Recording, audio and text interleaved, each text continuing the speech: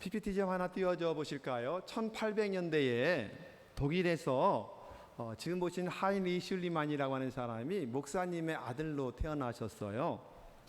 목사님의 아들로 태어난 소년이었는데 그가 7살 어린 나이에 아버지가 생일 선물로 책을 한 권 선물을 합니다.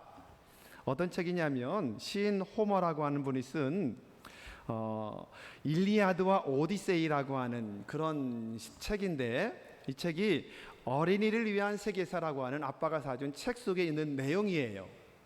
그런 이야기를 읽고 이때부터 이 소년의 마음속에 트로이라고 하는 꿈이 생기게 됩니다. 트로이라고 하는 도시가 그 호머가 쓴 시 중에 나오는 그런 지역인데, 그 도시가 아직도 이 땅에 어딘가는 있을 것이다, 이런 꿈을 갖게 돼요. 그리고 그 꿈을 포기하지 않고 결국 그 믿음을 놓지 않아요. 어딘가에는 트로이라고 하는 나라, 그 존재가 분명히 있다는 믿음의 확신을 갖게 됩니다. 그리고는 놀랍게도 그가 41세 되던 해에 고고학자의 삶을 살기 시작해요.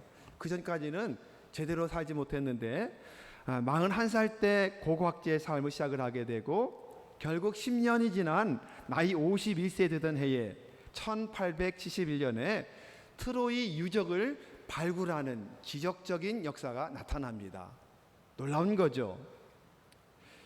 결국 지금 그의 나이 51세 됐던 해인데, 과거에 성경에 나오는 소아시아라고 하는 곳인데 지금의 터키 지역이에요. 터키 지역의 에게해 연안 언덕에서 소설 속의 도시 트로이의 유적을 발굴하는 일에 성공하게 되었다라는 것입니다. 그뿐 아니라 유적 탐사 과정 속에서 어마어마한 그 당시에 보화들을 발견하게 돼요. 유적을 발견했으니 유적 속에 있는 수많이 함께 붙여 있었던 보화를 발굴해서 아주 세계적인 큰 부호가 되는 그런 축복도 받게 됩니다. 놀라운 일이, 역사가 일어나게 되었던 것입니다. 결국 소설 속에 있었던 트로이라고 하는 지역이 실제로 땅에 묻혀 있는 그 사실을 꿈을 가지고 살았더니 거기에 매진했어요. 그 도시를 발견하고 놀라운 역사가 나타나서 그가 세계적인 부호가 될 뿐 아니라 놀랍도록 그 유물을 탐사하는 과정 속에서 정말 소설 속에 있었던 트로이라고 하는 그 도시가 실제 했었구나, 땅속에 붙여 있었을 뿐인 거죠. 놀라운 역사가 나타나게 되었던 것입니다. 여러분, 그 믿음을 언제 꾸었다고요? 7살 때 아버지가 사준 책 속에서 믿음을 갖게 되고, 그리고 그 믿음을 포기하지 않았더니 결국 41세 때부터 고고학자가 되어서 출발했고 10년 동안 발굴한 결과 결국 그 도시를 찾아내는 역사가 나타나게 되었던 것입니다. 그때 그 부자가 됨을 축하하면서 한 독일 기자가 그에게 이렇게 물었다고 그래요. 축하하면서 이야기를 했을 때에 그 기자들에게 한 말이 아직도 유명한 이야기로 남겨져 있습니다. 이렇게 말했다는 거예요. 당신이 부자 된 것을 축하합니다. 세계적인 부자가 되었으니. 그래서 그가 이런 말을 했습니다. 나는 지금 비로소 부자가 된 것이 아니라 내가 트로이에 대한 믿음과 꿈을 가진 그 순간부터 나는 이미 부자였었습니다. 이렇게 말했다는 거예요. 내가 7살 때부터 꿈을 가졌는데 나는 7살 때부터 여전히 지금까지 부자였습니다. 이런 아주 유명한 말을 하게 되었던 것입니다. 왜 트로이 이야기를 하느냐 하면 지금 나오고 있는 에게, 터키, 트로이라고 하는 지명이 있잖아요. 여기가 성경 말씀에 나오는 드로아라고 하는 지명, 그곳이에요. 그곳에 나중에 1871년에, 그러니까 한 1800년 후에 그 땅에서 드로아 지역에 트로이가 발굴되는 역사가 나타나게 되었던 것이지요. 사도행전 20장에 보면 사도 바울 일행이 1800년 전에 이 드로아에 와서 복음을 전하거든요. 근데 드로아가 어디냐면 에베소에 있어서 드로아가 에베소에서 드로아로 왔다, 이렇게 말씀을 하거든요. 아주 가까운 지역이에요. 에베소라고 하는 지역과 지금 보이는 트로이라고 하는 지역이 아주 가까운 지역, 그 근방에 있는 지역인데, 그 1800년 전에 사도 바울이 다니면서 복음을 전한 곳이 그 트로이였다는 사실을 역사적으로 알게 되었던 것입니다. 놀랍게도 사도 바울은 말씀해요. 고대 트로이라고 하는 그 드로아에서 뭐라고 말씀하느냐 하면 하늘나라에 신령한 보화가 담겨 있다. 하늘나라를 꿈꾸는 삶을 살아라. 이렇게 이미 1800년 전에 사도 바울이 성도들에게 말씀했거든요. 그 성경이 어떤 성경이라고요? 에베소서 성경이라고 할 수 있게 되는 것입니다. 이 땅에서 보화와는 비교도 할 수 없는 하늘의 보화가 있다는 거예요. 하늘의 보화, 영적 보화, 신령한 축복이 가득 담겨 있는 하나님의 나라를 바라보는 삶을 살아라. 이것이 무엇이냐면 교회의 성도들의 삶의 모습이다. 이렇게 말씀했던 모습을 보게 되는 것입니다. 여러분, 그렇습니다. 성령의 약속을 믿을 수 있는 믿음이 우리에게 있다면, 그 하인리 슐츠만처럼 믿음이 있다면, 어떤 믿음이요? 트로이라고 하는 도시가 분명히 있을 거라고 하는 믿음이 있었어요. 그 꿈을 놓치지 않았습니다. 끊임없이 그것을 위해서 연구했습니다. 그리고 모든 것을 거기에다 걸었습니다. 그리고 났을 때에 놀랍도록 그 트로이를 발굴해서 거부가 된 것처럼 마찬가지가 아니겠습니까? 우리가 이 땅에도 보화가 많이 있지만 이 땅의 보화보다는 하나님의 나라 보화가 분명히 있다는 사실을 믿고 꿈을 꿀 수만 있다면, 그것은 무엇이 누구의 것이에요? 슐츠만이 나중에 고백한 것처럼 나는 오늘 부자가 된 것이 아니라 7살 때부터 꿈을 갖기 시작할 때부터 나는 이미 뭐가 됐다고요? 부자였다라고 말한 것처럼 이미 우리는 영적인 부유함 속에 있는 줄로 믿으시기를 주님의 이름으로 축원합니다. 3절 말씀이 그 말씀이거든요. 자, 우리 한번 3절 말씀을 같이 한번 읽어볼까요? 자, 시작. 찬송하리로다 하나님 곧 우리 주 예수 그리스도의 아버지께서 그리스도 안에서 하늘에 속한 모든 신령한 복을 우리에게 주시되, 이 하늘에 속한 모든 신령한 복은 땅의 보화와는 비교할 수 없는 축복이다. 이것을 말씀을 하고 있는 것입니다. 그러기에 하늘에 속한 영적인 축복이 무엇일까? 이것을 오늘 말씀에서 말씀하는데, 특별히 삼위 하나님을 통해서 이 과정을 하나하나 자세하게 풀어가는 모습 보게 돼요. 성부 하나님, 성자 예수님, 성령 하나님께서 하늘에 신령한 복을 우리에게 이미 다 약속하셨다. 그 약속의 복을 누가 받아요? 믿음 갖고 있는 사람에게, 꿈을 잃지 않고 그 믿음에 헌신하는 사람에게 그 복을 주신다고 말씀을 하고 있는 것입니다. 자, 그래서 삼위 하나님이 우리에게 베푸신 순서가 열거되는데, 자, 우리 위해서 예배된 하늘나라의 영적인 신령한 복이 무엇일까? 첫 번째는 성부 하나님이 예비해 주신 축복이다. 이렇게 말씀해요. 자, 4절에서 6절까지의 말씀을 보면 그 복은 어떤 복이냐면 선택의 복이다. 이렇게 말씀해요. 선택의 복이다. 두 번째는 뭐냐면 하나님의 자녀로 입양되는 축복이다. 이것이 성부 하나님이 주신 복이다. 이 복을 여러분이 이미 받은 거예요. 어떤 복이요? 하나님의 선택된 복. 이것을 오늘 본문에도 나오지만 예정의 교리잖아. 예정되었다, 선택했다, 예정했다. 이보다 더 큰 축복이 어디 있어요? 하나님이 여러분을 택하셨어요. 70억이 넘는 거의 80억이 되는 사람이 지금 이 땅에 살고 있는데 그 사람 속에서 여러분을 택하셨어요. 무엇으로 택하셨을까요? 오늘 6절에 나오는데 아들들로 택하셨다 이렇게 말씀하거든요. 두 번째, 택하셔서 자녀로 입양했다 이렇게 말씀해. 입양했다. 창세전부터 선택했다는 것을 분명히 말씀을 하고 있는 것입니다. 원래 우리는 하나님의 자녀될 자격이 없었던 그런 사람들이에요. 이방인이에요. 아무런 자격이 없었던 사람이에요. 그렇처지도 아니었습니다. 그런데 우리를 얼마만큼 사랑하시는지 그 하나님의 은혜로 우리를 자녀들로 삼았다, 아들로 삼았다, 딸로 삼았다고 말씀을 하고 있는 것입니다. 그래서 신학적인 교리로서 이것을 양자됨의 교리, 그래, 양자교리, 양자됨의 교리라는 그런 표현을 쓰고 있는 것입니다. 자, 우리 4절, 5절 말씀을 읽어볼까요? 자, 시작. 곧 창세전에 그리스도 안에서 우리를 택하사 우리로 사랑 안에서 그 앞에 거룩하고 흠이 없게 하시려고 그 기쁘신 뜻대로 우리를 예정하사 예수 그리스도로 말미암아 자기의 아들들이 되게 하셨으니, 아들들, 딸들은 난 왜 딸은 아니야가 아니라 자녀들 되게 하셨으니, 첫째로 선택하셨어요. 얼마 전에 선택하셨다고요? 이미 창세전에 여러분이 땅에 태어날 것을 선택하셨고 예정하셨고, 이 땅에 태어나도록 선택하셨고 예정하셨고, 또 성장해서 이 땅에 교회도 설 것을 선택하셨고 예정하셨고, 그 교회에 여러분을 보내셔서 교회를 섬길 수 있는 모든 것이 전부 다 선택과 예정 속에 담겨 있는 줄 여러분 믿으시기를 주님의 이름으로 축원합니다. 하나님 보시기에 정말 우리는 흠이 많은 자들이에요. 연약해요. 죄인이에요. 추해요.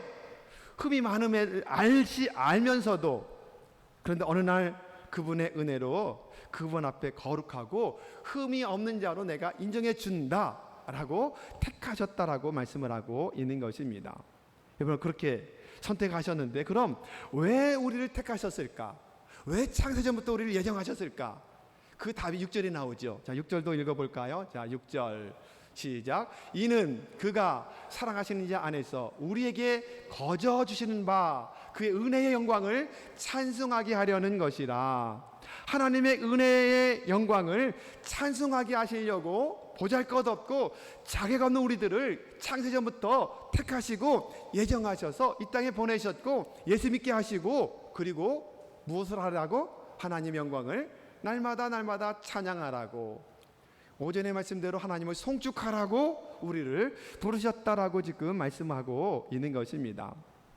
우리가 자녀된 이유도 하나님의 은혜 영광을 찬송하게 하시려고, 우리 선택받은 이유, 예정된 이유도 마찬가지, 이 땅에 태어난 이유도 마찬가지, 이 땅에 지금까지 숨쉬며 살아가는 이유도 마찬가지. 무엇이라고요? 하나님의 영광을 위해서 창조되었다. 이사야 선지자도 말씀하지 않습니까?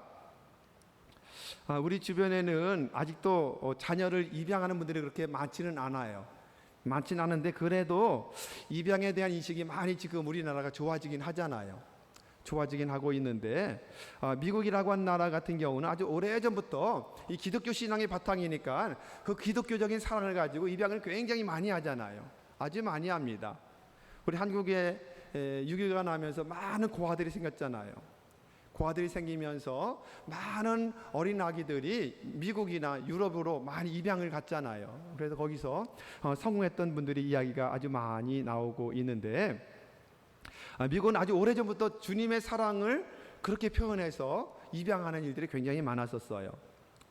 어느 목사님의 이야기인데요, 미국 교회 목사님인데 이 목사님 부부에게 자녀가 3명이 있는데도 불구하고 또 3명의 한국 아이들을 입양을 해서 키우는 목사님의 부부가 있었답니다. 그런데 놀랍게도 3명 입양한 한국 아이들 중에서도 2명은 굉장히 장애가 심한 아이들을 입양을 해가지고 키우는 거예요. 그래서 어느 목사님이 그분에게 물었답니다. 뭐라고 물었냐면, 한국 아이들, 특별히 장애 아를 입양한 동기가 뭡니까? 이렇게 조심스럽게 물었답니다. 물었더니 그 미국 목사님이 아주 정색을 하면서 반문하시더랍니다. 그러니까 우리나라 사람들은 아직도 그 입양에 대한 인식이 별로 좋지 않을 때잖아요. 그런데 이 미국 목사님이 아주 정색을 하면서 하는 말이 뭐냐면, 하늘에 계신 아버지 하나님께서 당신과 내가 죄인인 것을 알면서도, 정상이 아닌 불량품인 줄 알면서도 우리를 하나님의 자녀로 이미 입양하셨는데 이것밖에는 무엇이 더 필요하냐? 우리가 입양된 자들인데 당연히 우리가 다른 자녀들을 입양해서 키우는 것은 마땅한 것이 아니냐, 이렇게 말했다는 겁니다. 그러니 우리도 입양자들인데, 하나님의 편에서 본다면 우리도 흠이 없고 정말 죄로 말미암아 오염되고 장애아처럼 되어 있는 존재들인데도 하나님이 알면서도 우리를 입양해서 이처럼 키우신 것이 아니냐. 그런데 우리가 장애인이라고 특별한 이유가 있어서 입양하는 것이 아니다. 다만 하나님의 받은 사랑을 그냥 나타내는 것 뿐이다, 보답하는 것 뿐이다, 이렇게 이야기를 하더라는 거예요. 그렇습니다. 우리는 죄 때문에 다 문제아들이잖아요. 장애인과 마찬가지인 존재들이라고요. 죄로 말미암아. 근데 하나님 모르시고 우리 입양하셨나요? 아니요. 다 하셨어요. 우리 연약함, 우리의 부족함, 우리의 죄인된 모습들 다 알면서도 하나님이 자녀로 입양해 주는 역사가 나타나게 되었던 것입니다.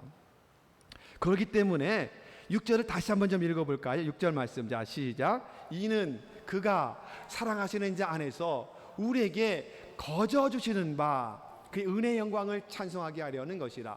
거저 주셨다고 말씀하고 있잖아요. 거저 주셨다.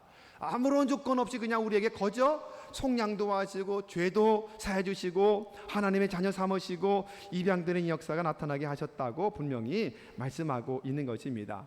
여러분, 교회가 무엇일까요? 교회는 바로 이렇게 큰 은혜를 받은 사람들, 거저 받은 은혜를 받은 사람들이 모이는 모임이 교회인 거예요. 그러니 잘난 사람 있어요? 없어야 돼요. 못난 사람 있어야 돼요? 없어야 돼요. 왜냐하면 똑같은 죄인이고 똑같은 불량품이고 똑같은 장애아들이고 우리가 모두가 다. 그런데 하나님이 우리를 택하셔서 입양하여 자녀 삼으시는 역사가 나타나게 되었던 것입니다. 우리가 선택받음에, 우리 양자됨에 얼마만큼 감사하고 있는가 한번 점검해 보시기 바랍니다. 얼마만큼 우리가 그분을 높여 찬송하고 있는가를 점검하지 않으면 안 됩니다. 이 거저받은 은혜를 잊어버린 순간에 어떻게 돼요? 우리는 타락할 수밖에 없어요. 자꾸만 나를 높이려고 그러고 나를 자랑하려고 그러고 나를 나타내려고 그러고 다른 사람을 무시하려고 그러고 깐보고 미워하고 시기한 이유는 뭐냐면 거저 주시는 이 은혜를 잃어버릴 때 이미 우리는 타락할 수밖에 없는 존재가 된 줄로 믿으시기를 주님의 이름으로 축원합니다. 이 은혜를 입은 사람들이 모여서 하나님을 찬양하는 공동체가 뭐다? 교회다. 날마다 찬송과 감사가 넘쳐나는 여러분 모두가 되기를 주님의 이름으로 축원합니다. 두 번째 예배해 주신 축복은 뭐냐면 성자 하나님이 예배해 주신 축복이 있다, 이렇게 말씀해요. 성자 예수님께서 예배해 주신 축복인데 성자 예수님은 한마디로 말한다면 두 가지로 오늘 말씀해요. 구속과 계시다, 이렇게 말씀해요. 구속과 계시라고 하는 두 가지의 교리를 우리에게 말씀하고 있습니다. 자, 7절 말씀 읽어볼까요? 7절 시작. 우리는 그리스도 안에서 그의 은혜의 풍성함을 따라 그의 피로 말미암아 속량 곧 죄사함을 받았느니라. 여러분, 구속이라고 하는 말은 뭐예요? 값을 치르고 다시 샀다 라고 하는 말과 또 한 가지 뭐냐면 다시 사서 자유롭게 하였다, 두 가지가 담겨 있는 뜻이에요. 속량했다, 구속받았다, 이 뜻은 뭐냐면 값을 주고 샀다, 사서 두 번째 의미는 뭐냐면 자유롭게 해주었다, 이런 뜻이에요. 이 뜻은 그 당시에 존재하고 있었던 노예 시장에 있었던 그런 단어예요. 노예 제도가 있었잖아요. 노예 시장이 있었습니다. 노예를 줄을 세워놓고 사람들이 노예를 마음에 드는 사람을 골라서 사요. 그리고 자기의 소유로 만들어요. 이런 이야기를 근거로 두고 노예의 그 모습을 그대로 해서 속량받았다라고 지금 표현하고 있는 것입니다. 한번 상상 한번 해보실까요? 누군가가 아주 돈이 많은 사람이 노예시장에 갔습니다. 그리고 자기 마음에 드는 노예를 골랐습니다. 그리고 그 노예 주인에게 돈을 지불했습니다. 돈을 지불해서 노예를 샀어요. 그럼 그 노예는 누구 것이 돼요? 내가 샀으니까 내 노예가 되는 거예요. 내 노예가 됐는데 노예로 삼은 것이 아니라 이렇게 말했습니다. 뭐라고 말하냐면 당신은 더 이상 노예가 아닙니다. 당신은 오늘부터 자유입니다. 이렇게 자유를 선포해 주었어요. 그리고 하는 말이 뭐냐면 그런데 당신이 원한다면 오늘부터 내 자녀로 들어와서 나와 함께 자녀로 살 수 있습니다. 당신이 원한다면 말입니다. 이렇게 말했다고 치십시다. 이런 뜻을 그대로 가지고 있는 단어가 오늘 7절의 말씀인 거예요. 속량하셨는데 돈을 주고 살 뿐만 아니라 자유를 줄 뿐만 아니라 그 다음에 뭐를 주었어요? 원하면 내 집에 들어와서 내 자녀가 될 수 있다, 이렇게 자유를 주고 더 나가서 자녀가 되는 특권까지 주어진 역사가 오늘 7절 말씀에 구속이라고 하는 개념 속에 이것이 다 포함되어 있는 거예요. 구속되었다, 속량되었다라고 말씀하고 있고, 실제로 로마 시대에 보면 자비로운 주인들은 그렇게 노예를 풀어주고 자유를 주고 심지어는 자기의 자녀로 삼는 경우가 종종 있었다고 그러죠. 여러분 오래전에 나왔던 영화를 기억하실까요? 배너라고 하는 영화를 기억하실 거예요. 그 배너를 보면 유대 사람 유다 배너가 그 친구의 모함 때문에 결국 뭐가 돼? 노예가 돼요. 노예가 되어서 로마의 전투선에 들어가서 죽을 때까지 노를 젓는 노예가 되고 말아요. 그래서 막 착고를 다 채우잖아요. 착고를 다 채워서 죽을 때까지 노를 젓는 거예요. 이게 노예예요. 둘로스란 뜻이 그런 뜻이에요. 예. 그런데 어떻게 되죠? 그 배가 파손하죠. 전쟁에 나가서 결국 배가 물속에 가라앉아요. 가라앉으면서 그 쇠사슬을 끊고 그 다음에 나가서 자기의 그 총지휘했던 총사령관을 구해내요. 총사령관을 물에서 건져서 구원해냅니다. 그런데 놀랍게도 승리를 해요. 완전히 승리를 했어요. 비록 죽기 직전에 사령관을 건져냈는데 그런데 알고 보니 전쟁에 승리를 했어요. 결국 어떻게 돼요? 그 총사령관이 노예였던 이 배너를 유다 배너를 자기 아들로 삼잖아요. 아들로 삼아서 결국 다시 이스라엘로 돌아와서 결국 이 원수를 갚는, 그런데 주님을 만나게 해서 결국 원수를 갚지 않고 사랑으로 결론이 나는 그 아주 감동적인 영화가 있지 않습니까? 예, 그 영화에서 말하는 것이 그겁니다. 로마에는 양자 제도가 굉장히 많이 발달했었다고 그래요. 그런데 로마에는 자기가 낳은 아들을 버릴 수 있는 권한이 있었다고 그래요. 아버지가 이거 아들 쓸모없다, 너무 허약하다 그러면 내버릴 수 있는 권한이 있었다는 거예요. 그런데 한 번 양자를 삼으면 그 양자 삼은 자녀는 버릴 수가 없는 법이 있었다는 거예요. 지금 우리나라에도 양자를 삼으면 파양하는 게 있더라고요. 파양하는 법이 있어요. 파양을 해서 입양됐던 아이들이 더 많은 상처받는 경우가 종종 있거든요. 근데 그 당시에 로마에는 파양하는 법이 없었다는 거예요. 한 번 양자 삼으면 친아들은 버려도 되는데 양자 삼은 아들은 버릴 수가 없는 법이 있었다는 거예요. 사도 바울이 지금 이것을 예로 들어서 하나님께서 우리를 양자 삼았다, 양자 삼았으니 하나님 마음에 안 든다고 버릴 수 있느니라 없는 거예요. 이런 놀라운 교리가 이 속에 지금 담겨 있는 것입니다. 하나님께서 우리 양자 삼으신 것은 결코 이제는 버릴 수 없는 축복의 자녀가 된 거예요. 양자는 친자식과 똑같은 모든 걸 다 그대로 물려받아요. 상속권이 그대로 주어져요. 차별이 없어요. 지금도 우리나라 법도 마찬가지지만 로마 시대는 더 강력했다고 말씀을 드렸지 않습니까? 여러분, 그러기에 하나님께서 우리 이렇게 자녀 삼으셔서 그 다음에 자녀 삼아서 끝난 것이 아니라 모든 계시를 알게 하셨다, 이렇게 말씀해요.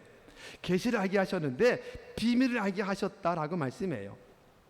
비밀을 알게 하셨다. 이 비밀을 알게 하는 축복이 엄청난 축복이라는 것을 8절과 9절을 말씀하죠. 자, 8절과 9절의 말씀을 같이 한번 읽어볼까요? 자, 시작.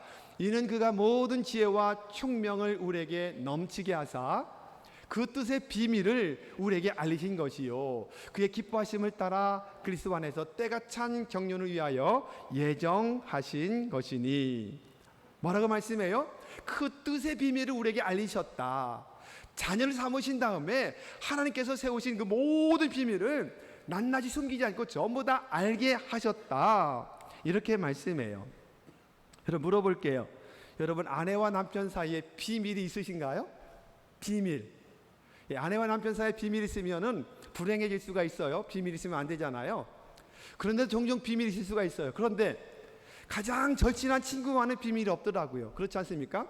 절친, 요새 절친이라고 그러든가 베프라고 그러든가 베스트 프렌드, 그래서 베프, 절친.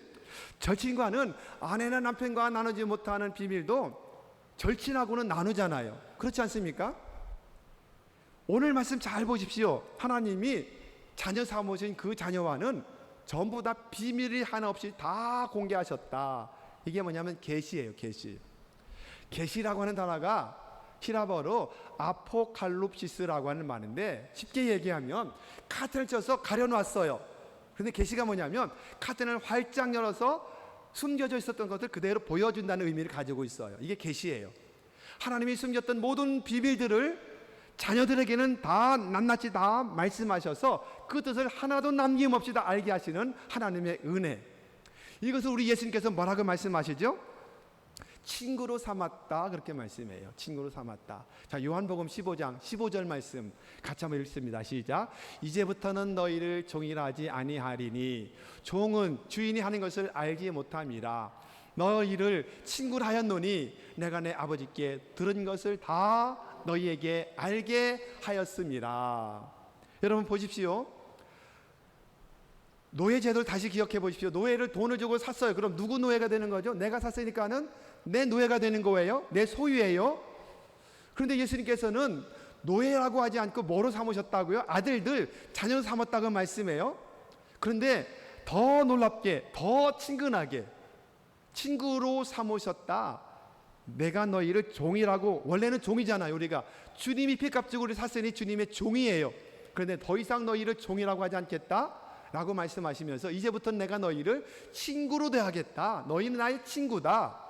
가장 가까운 친구다. 그러니 비밀이 하나도 없이 다 나타내는 그런 친구의 관계를 너에게 약속했다.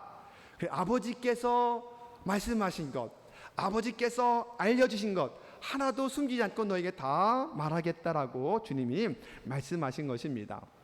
그럼 교회는 무엇입니까? 이런 구속과 계시의 은혜를 찬양하는 공동체가 교회가 되는 거예요. 구속받은 거룩한 백성들이 종으로 여기지 않고 자녀 삼아주시고 더 친근하게 자녀를 넘어서 친구로 만들어주시는 그 예수님의 크신 사랑을 날마다 감사하고 찬양하는 공동체가 우리 교회인 줄로 여러분 믿으시기를 주님의 이름으로 축원합니다. 양자됨의 교리를 잊지 마십시오. 똑같이 다 양자되었어요. 높고 낮은 것이 없어요. 다 상속을 받을 그런 특권을 가지고 있어요. 그러니 서로가 잘났다 못났다 할 수가 없는 거잖아요. 똑같은 양자에 된 입장인데. 그러니 여러분 정말 겸손하게 나보다 남을 더 높여 나가며 겸손하게 성도들 그리고 함께 된 형제 자매를 섬길 수 있는 그런 여러분 모두가 되기를 주님의 이름으로 축원합니다. 마지막 세 번째 비밀은 뭐냐면 성령 하나님이죠. 그럼 성령 하나님이 어떤 은혜냐? 성령 하나님의 축복은 다시 인치심과 보증이라는 두 개의 교리로 오늘 말씀에서 나눠지고 있습니다. 자, 13절 말씀을 읽어볼까요? 자, 시작. 그 안에서 너희도 진리의 말씀 곧 너희의 구원의 복음을 듣고 그 안에서 또한 믿어 약속의 성령으로 인치심을 받았으니. 여러분 인쳤다는 게 뭐죠? 도장인자예요. 도장을 꽝 하고 찍었다는 거예요. 도장을 찍었다라고 말씀하고 있습니다. 그래서 도장을 찍었다는 것은 뭐냐면 소유권이 되었다, 소유가 되었다는 뜻을 가지고 있는 거예요. 우리가 구원의 복음을 듣고 예수를 주님으로 영접하는 순간에 성령께서 우리가 너는 하나님의 소유가 되었다라고 도장을 꽝 하고 찍어주었다는 거예요. 요즘에는 도장보다는 서명하잖아요.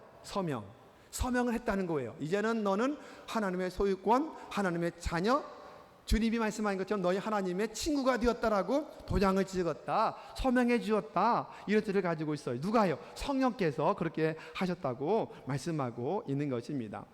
여러분 그러니 우리는 누구의 것이에요?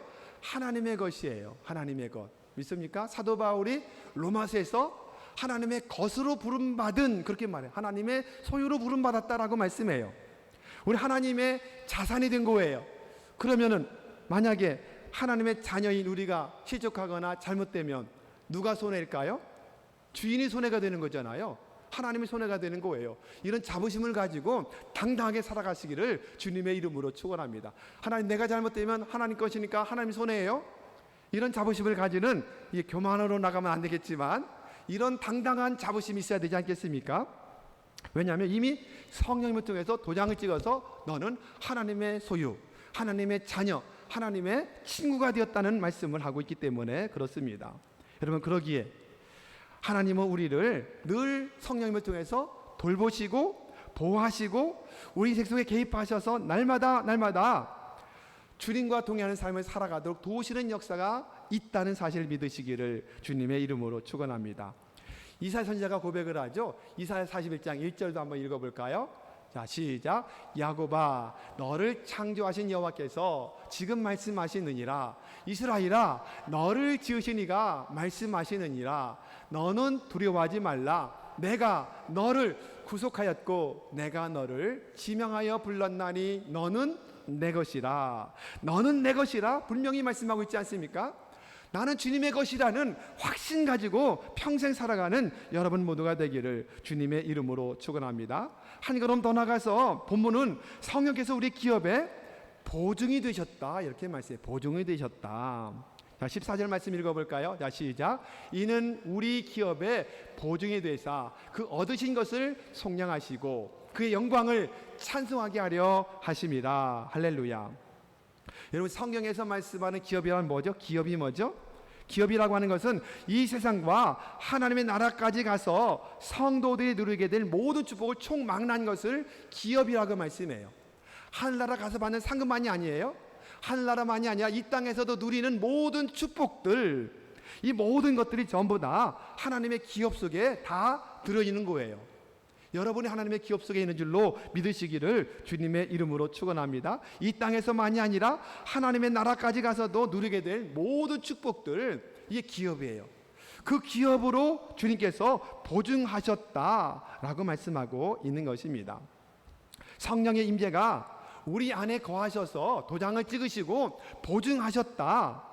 보증인이 되었다는 거죠. 보증인이. 하나님이 성령을 통해서 보증인이 되셔서 너는 내 것이라고 하신 말씀에 도장도 찍어주시고 보증인이 되셔서 우리와 함께하는 역사가 나타나게 되는 것입니다. 여러분, 집을 계약하면 제일 먼저 뭘 내죠? 계약금을 내죠. 계약금이라는 게 뭐냐면 원래는 보증금이에요. 보증금. 보증금을 일단 걸어요. 이 보증금이 뭐냐면 이 보증금을 지불했으니 앞으로 남은 잔액을 전부 다 확실하게 주겠다는 계약금이 원래는 보증금이거든요. 그래서 전세를 들어갈 때나 이럴 때도 보증금을 내잖아요. 보증금을 내고 하는 이유가 여기 있지 않습니까? 그러기에 성령님이 하신 역할이 뭐냐면 인쳐주신 도장을 찍어서 하나님의 소유가 되었다라고 말씀하는 확신이 있는, 그리고 두 번째는 보증이요 약속이 되신 분이 성령 하나님이시다 이렇게 말씀하고 있는 것입니다. 예를 들어 볼까요? 구약의 창세기에 보면 아브라함의 아들 이삭이죠. 이삭이 나이가 차니 아버지가 종을 보내요. 자기 고향 땅으로 보내서 신부감을 얻어오도록 해요. 그랬더니 엘리에셀이라고 하는 종이 많은 보물을 가지고 신부를 찾으러 아브라함의 고향으로 가요. 그리고는 기도해서 만난 사람이 누구죠? 리브가를 만나요. 리브가를 만나고 기도한 대로 되어지니 이 사람이 틀림없이 내 주인 이삭의 신부감이다. 그는 어떻게 하죠? 손목고리를 걸어주고 코에, 그 당시에 있는 코에 코걸이를 끼워서 장식을 만들어주죠. 이게 뭐죠? 보증하는 거예요. 보증하는데 이것을 끝나는 것이 아니라 신부가 되어서 아브라함이 있는 곳으로 와서 이삭의 신부가 되면 그 모든 재산과 모든 것이 다 그 리브가와 함께 거하는 그 보증이 된다는 약속으로 제일 먼저 손목고리를 걸어주고 코걸이를 꿰주고 그리고 나서 그를 부모님들 설득해서 데리고 오는 이런 과정을 보게 되지 않습니까? 그것 보증으로 준 것이 전부가 아니라 축복의 보증이요, 그것은 시작에 불과한 것이었다. 와서 모든 아브라함의 모든 재산과 그리고 이삭의 모든 재산이 함께 리브가와 함께 그 모든 축복을 그대로 누리게 되는 복을 받게 되었던 것을 보게 되지 않습니까? 이런 역할이다. 성령님이 하신 보증은 시작에 불과하다. 다시 한번 기억하시면서 주님 안에 하나나라 보화에, 보물창고에 수없이 많은 보화들이 있는데 그 모든 보화가 이미 우리에게 주시기로 보증되었기 때문에 기도를 통해서 그것을 마음껏 받아 쓰는 여러분 모두가 되기를 주님의 이름으로 축원합니다. 사랑하는 여러분, 여러분의 인생이 메마르고 자꾸만 황폐하다고 느껴지실 때가 있으신가요? 오늘 이 말씀을 기억하십시오. 우리를 위해서 예비된 하늘의 신령한 이 축복이 어마어마하구나, 이 영적인 눈을 뜨게 하여 주시옵소서라고 간절히 기도하는 여러분 모두가 되기를 주님의 이름으로 축원합니다. 이 믿음을 눈으로, 믿음의 눈으로 그 하늘나라의 보화를 보기만 하면, 그리고 또 한 가지 계속의 꿈을 놓치지 않고 꿈을 향해서 달려가기만 하면 그것이 누구의 것이 돼요? 여러분의 것, 저의 것이 되는 줄로 믿으시기를 주님의 이름으로 축원합니다. 그러기에 먼저 믿음이 필요한 거예요. 그리고 믿음을 놓치지 않는 헌신이 필요한 줄로 믿으시기를 주님의 이름으로 축원합니다. 말씀을 마무리할까요? 설교 서두에서 소개해드렸던 고고학자 하이니 슐츠만의 이야기를 한번 기억해 보시기 바랍니다. 이분은 원래 굉장히 가난한 목사님의 아들로 태어나요. 얼마나 가난했던지 중학교 졸업하고 고등학교를 가지 못할 정도로 중학교 교육으로 끝나고 말아요. 아버지가 목회하는데 너무너무 가난해가지고 더 이상 학교를 보낼 수가 없는 그런 상황이었습니다. 그래서 그는 그 후로 식료품 가게 점원으로 또 외행선을 타는 선원으로 수많은 어려운 밑바닥 인생을 살게 돼요. 그런데도 그의 꿈은 뭐냐면 7살 때 먹었던 트로이라고 하는 꿈을 버리지 않았다는 겁니다. 그리고는 어느덧 결혼도 하지 못하고 41살이 되었는데 그때는 이제 사업을 시작을 해가지고 사업이 어느 정도 탄탄한 대로에 서게 됐다고 그래요. 그때 이제는 막 좀 무엇인가 인생에 펴서 물질적인 풍요가 생겨났는데 그 모든 사업을 다 접고 그리고는 41세에 비로소 고고학자가 된 거예요. 왜요?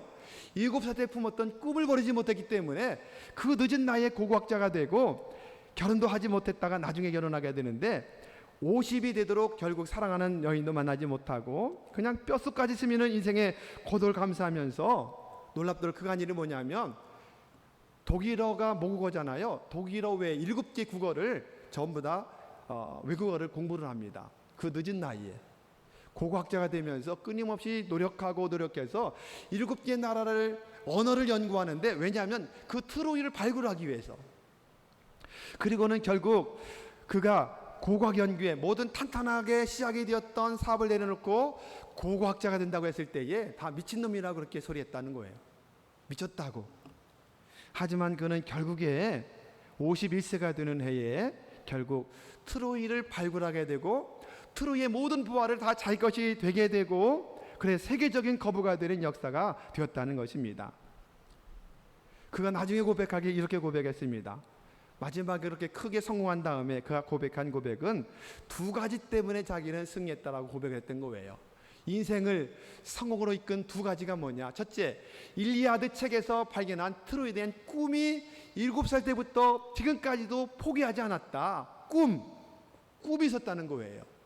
2번째는 뭐죠? 그 꿈에 대한 믿음과 꿈을 이루기 위해서 헌신하는 거죠.